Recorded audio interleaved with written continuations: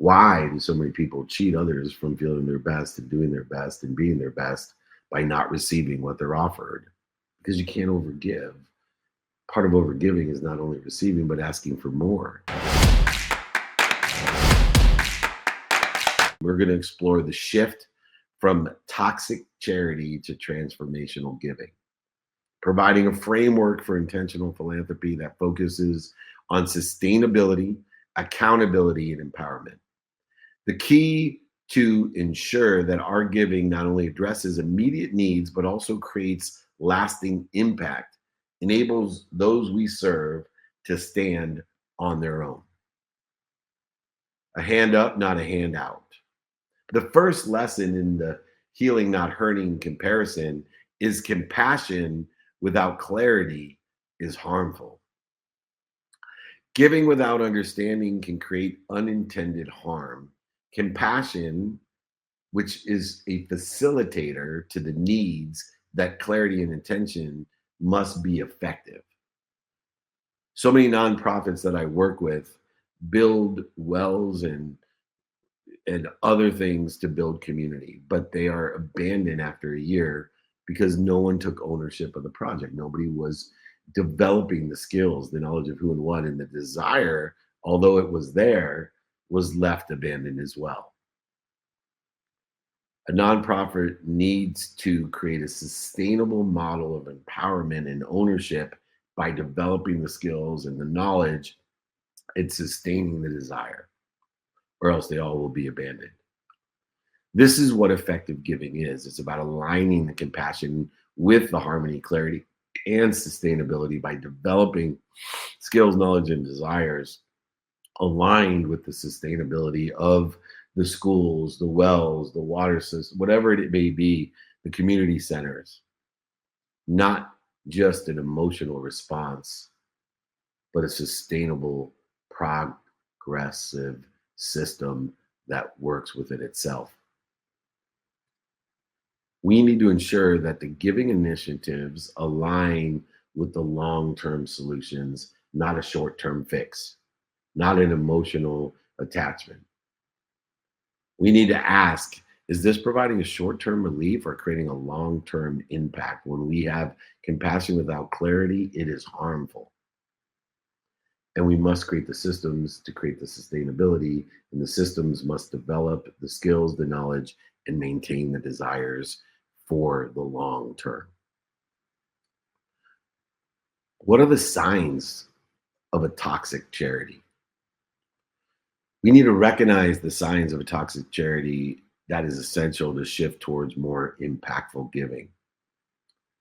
When giving becomes enabling, whether it be our children, charity, our schools, our government, it replaces dignity with dependency.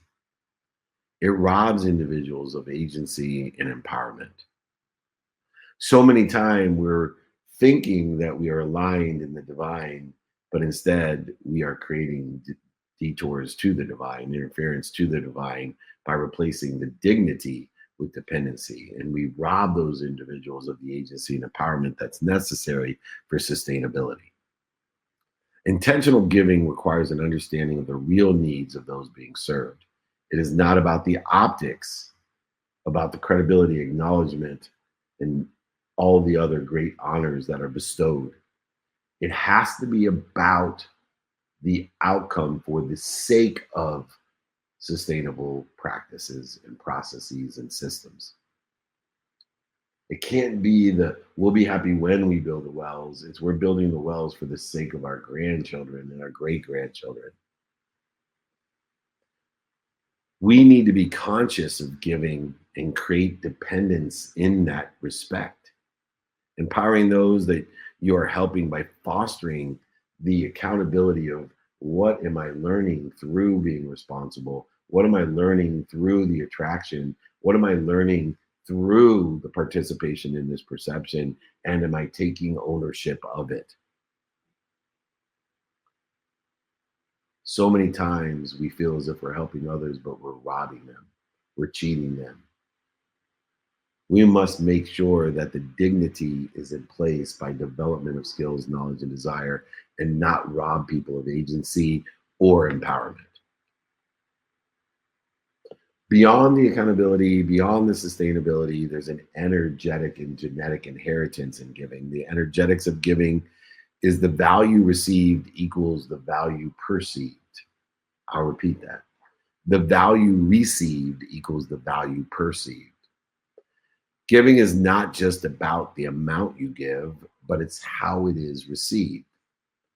True value in philanthropy comes from meaningful exchange. Meaningful exchange is the relativity of that exchange. The relativity of anything is based off of perceived value in that exchange. It's not just a one-way transaction. When we do not receive, when we do not ask, we are not giving or we're not given. We are cheating others when we don't receive and don't ask for more, regardless of our circumstances. One of the best ways we can help someone is ask them for help because it restores the development of the skills, knowledge, and desire, restores the dignity, and gives them agency and accountability and ownership in your relationship in the true infinite loop of giving. It's not just a one way transaction where so many people just keep giving and never receive or never ask for help themselves. They're robbing the dignity.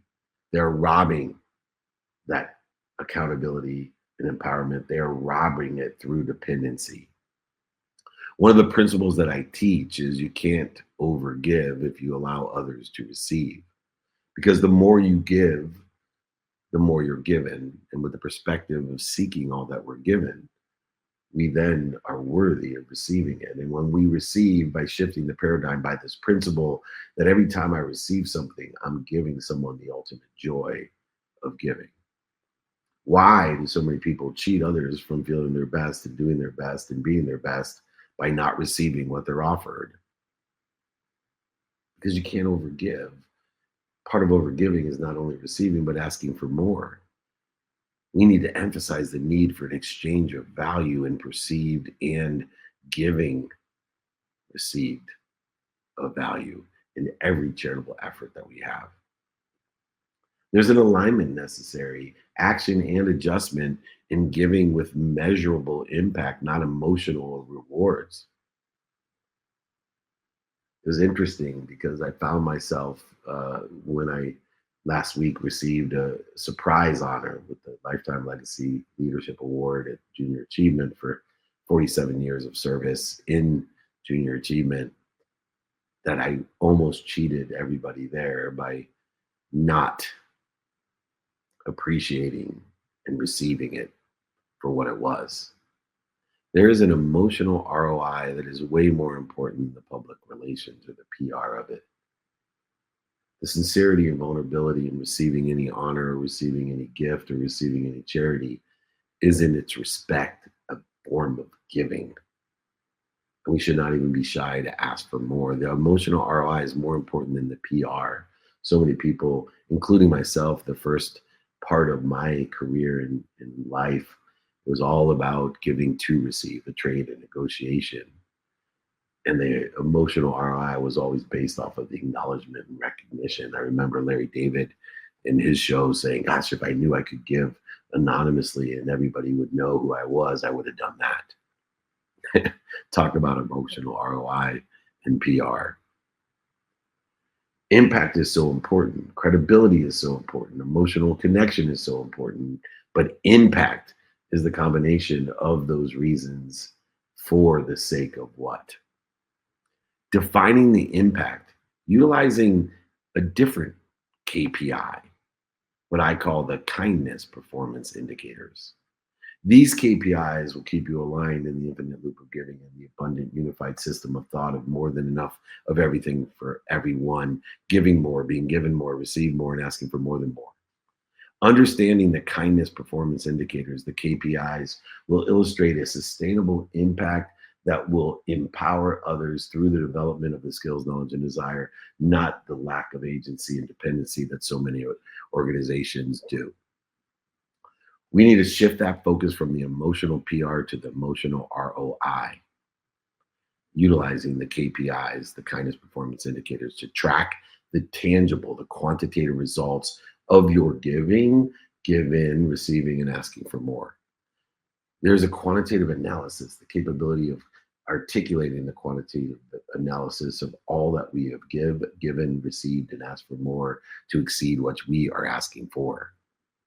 In its essence, when we receive, we are giving, and when we give, we are receiving. The next lesson is the 5 C's, the transformational charity framework that's been created in order to effectuate the empowerment in the development of skills, knowledge, and desire aligned with the divine charitable aspects in a harmonious system, abundant and unified in its nature. A transformational approach to charity aligns giving, given, receiving, and asking for more with a long term impact to ensure the sustainability and empowerment that we're looking for and the agency and ownership that's necessary. We need to involve the people that are being served in the solution. We need to involve them in the charity to become a partner rather than a handout. It's a hand up. Charity should be about collaboration, coordination, empowerment, not rescue and relief. In order to effectuate this, we need to systematically utilize the 5 C's of transformational charity framework in order to effectuate this development and this agency and ownership to hand up, not hand out, to collaborate, coordinate into a divine direction. The number 1 C is clarity. Understand the real needs. Do not assume. Everybody knows if you assume, you made an ass out of you and me. So many assumptions are made that this is the type of help that is necessary in order to effectuate what's going to need to be done in the short term or the long term, but they haven't talked to or understood the real needs. So make sure that we have alignment and clarity and balance and focus, a harmonized system of what is actually needed to direct a divine direction towards sustainable impact. Clarity is the number 1 of the 5 C's. Number 2, collaboration. We need to involve those people being served in creating and developing the skills, knowledge, and desires to sustain the village, the community center, the school, the water, the organic farms, the meals, the education, all of the different things that you're doing. You need to involve those being served so that they are accountable and they're learning the lessons. And the lessons will keep on coming until they learn them. The third C is contribution. Contribution ensures everyone is in the infinite loop of giving. Everyone is giving, being given, receiving, and asking for more. Everyone is putting forth time, effort, voice, value, emotion. Everyone is involved in the collaborative efforts and the contribution that occurs from that in this infinite loop of giving. The fourth is capacity building, capability building, development, funding solutions that outlast your financial support. In Africa, and the work that we're doing with the Unstoppable Foundations, there's a merry-go-round philosophy where in each village, everybody puts in $1, which is about 1/30th of their monthly income, so that someone can get a windfall so that they can buy a bricklaying machine, a cow, goats, or some other sustainable mechanism to build economy of scale, to fund solutions that outlast your initial investment, your initial financial support. Capacity building is one of the key components in the 5 C's that will create the sustainable impact that you're looking for, not a short-term rescue or relief. And then finally, coming from the author of Connected to Goodness, and if anybody would like my book, Connected to Goodness, I'll be happy to sign it to you, send it to you, pay for shipping in the book, but it's connection. Connection. We need to figure out what we're doing to interfere with our connection. So many times we have the right intention, but the wrong attention, or the right attention and the wrong intention to the connection that's necessary, and we are just interfering with it. We need to focus on building these relationships through the 4 other C's, not just providing rescue and relief. We need to understand, what are we doing to interfere with the infinite energy and information and abundance that can exist, does exist, and will exist of what we can become. It is the 5 C's that create a transformational charity framework to facilitate through clarity, collaboration, contribution, capacity building, and connection. The next lesson in the understanding is a case study of toxic versus transformational charity. There's so many real life examples that highlight the difference between charity that perpetuates dependency and charity that builds independency. All of the examples of how we empower others to effectuate the impact that we are looking for within the context of a charitable cause or a purpose. Toxic is donating your shoes every year that ends up killing the local cobbler's business. That's a toxic charity. Transformational charity is providing microloans and mentoring that fosters local entrepreneurship, including the cobbler.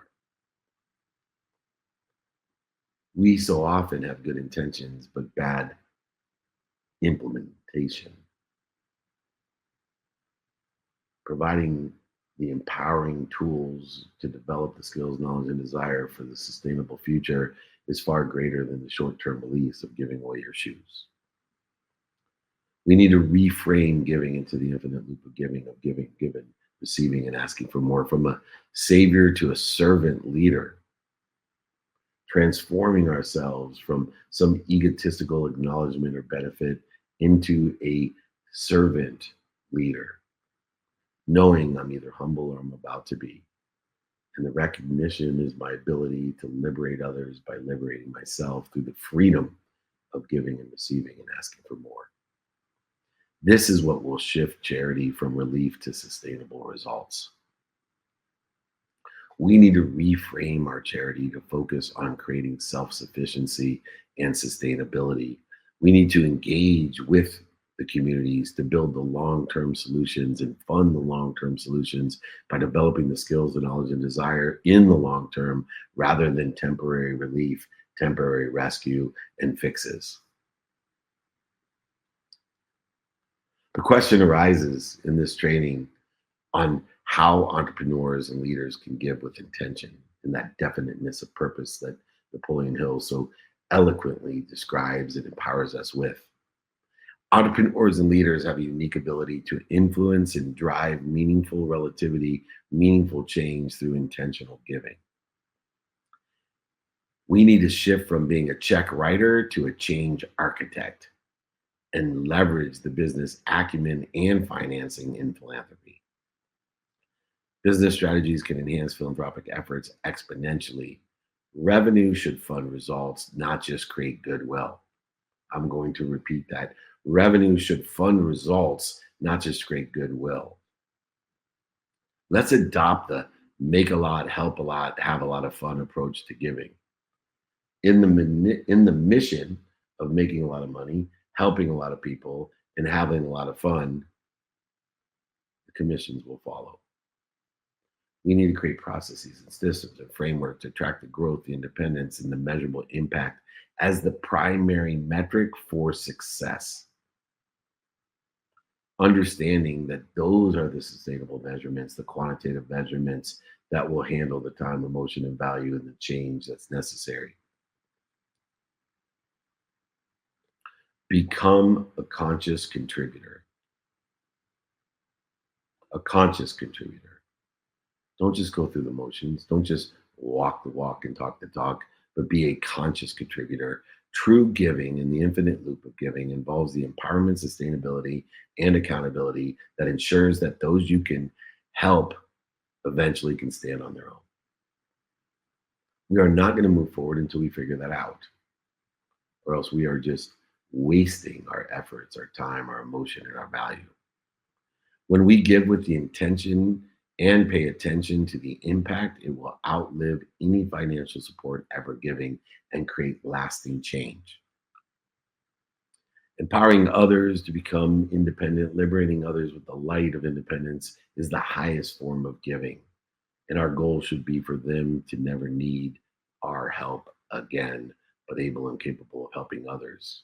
Knowing the fastest way to get to where you want to be is find someone that's already there and ask them for directions or help someone get to where they want to be. It's that simple. We need to reflect, remind, and recollect on whether our giving is solving the problem or is it prolonging it? It's a simple question, a difficult result. Ask, are we doing this for them or with them? Are we doing this for them or with them?